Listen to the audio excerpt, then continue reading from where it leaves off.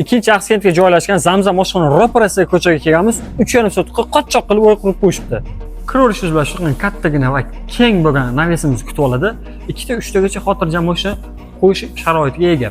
Bu tarafimizda esa общий hojatxona va uyimiz yuragi bo'lgan kartonli qismi ham shu yerga joylashtirilgan.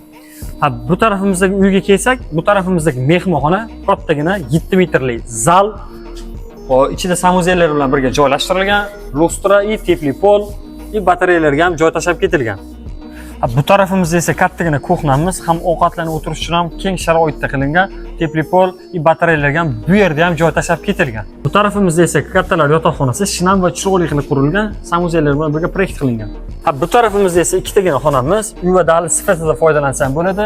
To'y qilish uchun ham sharoitlarga ega, ichida samozellar bilan birga joylashtirilgan, lustralar, tepli pol, batareyalarga ham joy tashlab ketilgan. Ko'rib turgan go'zal uyinada 5 ta xonasi bor, hammasini tepli pollari bor, plus batareyaga ham sharoit tashlab ketilgan. Bu tarafimizda esa shinam bo'lgan zerionli zonamiz. Kommunalkalarga keladigan bo'lsa, gaz suv svetlar bor, narxiga keladigan bo'lsa $87 ming deyishyapti. Egalar nomerlari pastda, kelishadigan joyi ham bor.